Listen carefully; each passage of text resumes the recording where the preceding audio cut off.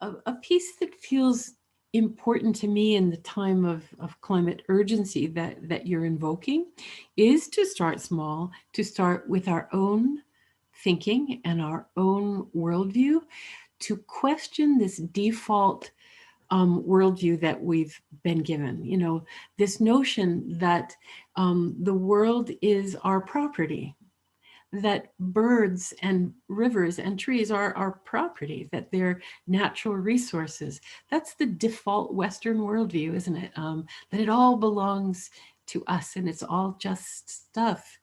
What I really want to try to do to activate a different kind of imagination and consciousness is to at least help people know that there are other ways to see the world, that this default option of the Western worldview, of the material worldview, is not the only one. That we could choose to see the world as gift. We could choose to think about the world full of not just other entities or ecosystem services, but of persons, of relatives. We could choose that.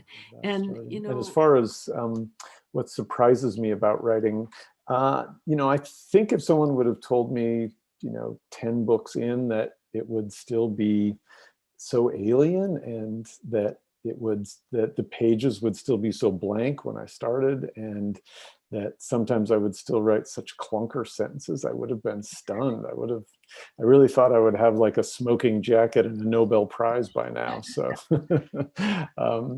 so I think it's not that it's hard, because I come from working class laborers, and that's hard work. It's that it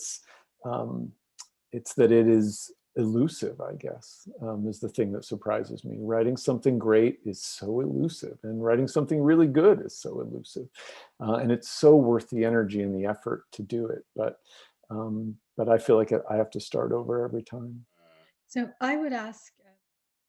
I don't know. Like usually, when writing something, I want to like I'll walk around my neighborhood and I'll listen to like some music that feels like it embodies sort of like the vibe of the thing that I'm into. And you know, luckily Meek Mill had like a whole album that was basically inspired by the Eagles Super Bowl. So I'm like walking around my neighborhood and I think of like sort of like the trailer of the book. Like what's the big, like, you know, what's the big standout moments? Just what you were saying, Sloan, is just like, well, you're going to read this book and you're going to continue to be okay, right? You're not actually living this experience. You're just, you're just taking a peek at what it might be like for someone who does live that. So I'm fine with making people uncomfortable. I just hope that they just read it and sit with the uncomfort, because that's how we learn. Good. I hope you've been getting good feedback from the Japanese American community about this book. I'll bet you have. It's meant so much to me, because again, yeah, growing up feeling kind of separate. I really think the working and studying and learning for this book has helped me really find myself as a Japanese American, and it's been, yeah, very, very honored to have had people read it and enjoy it. You know, and what that is just a testament to the craft of writing itself. I always think of it as a marathon. Am I running in a loop? I'm exhausted. Why am I doing this? All these doubts and sacrifice you make, and it's not until you reach a summit and can look at the view and realize, oh, okay, this is where I'm at, and this is where maybe I can go. So I can definitely appreciate that, Again, for sure. And so, every poem, I wish that the things that I learn in one poem could be applied more readily to the next poem. But I find sometimes I'll write a poem, this is a little off the subject, but I'll write a poem and it goes pretty well. And I think, well, that went really pretty well. I ought to be able to do that again. Something similar to that, maybe a different topic, or maybe just approaching it a little bit differently. And each one is just its own baby. And I just have to kind of start from the bottom up each time. On this planet, to me, grief and exuberance are just two different sides. They're always going to be together and they're always going to be connected for me. I can't have one, even when I'm exuberant about something, it's because maybe I'm coming out of a space of grief. And when I'm sad about something, it's because I know how good this world and people can be. You know what I mean? So to me, they're completely connected. There's none of but I would say that a lot of my process for getting memory down is to try and find the emotional heart of a moment. So if my memory can connect with something and I try to find the emotional space around that memory, that is how I end up placing things into a manuscript. For example, the piece that I read today, where I'm talking about language acquisition, I sat down and I really thought about, well, what was it like to learn language as a deaf kid without hearing aids? What was it like to then start learning ASL and Braille as an adult in my 30s when I realized I really needed those tools? And finding the emotions that are underneath the physical memory layers. That's sort of how I go to the process of bringing memory into a manuscript. And if someone at one point was just like, don't let perfect get in the way of great.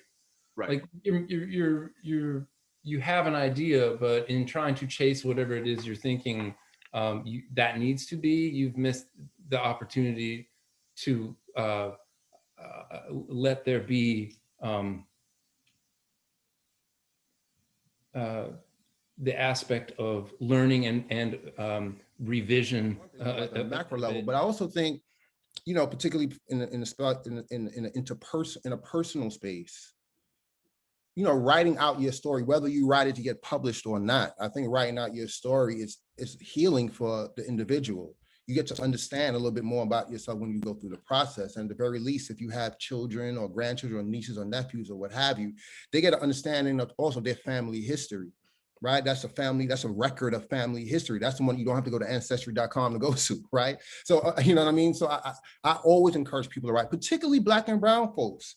Like, we need to overflow with stories of our records in our lives. I mean, how else do we understand that? And, we think about slave narratives of the 1800s, 1700s, 1600s. I mean, where would we be without those records, those documentations? We need that. So I think that there's so many benefits to it. I also advise that you have a therapist while you're doing it, but I do suggest.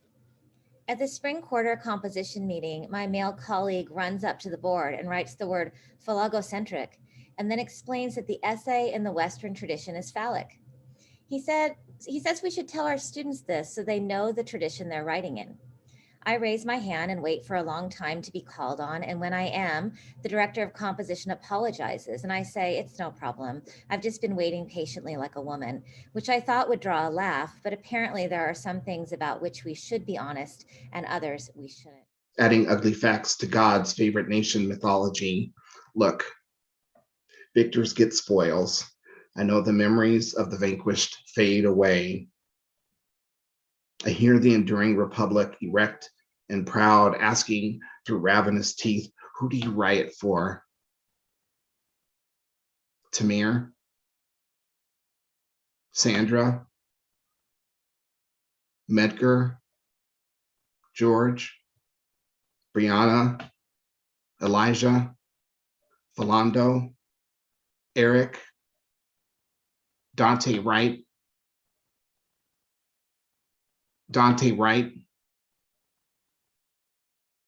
Which one?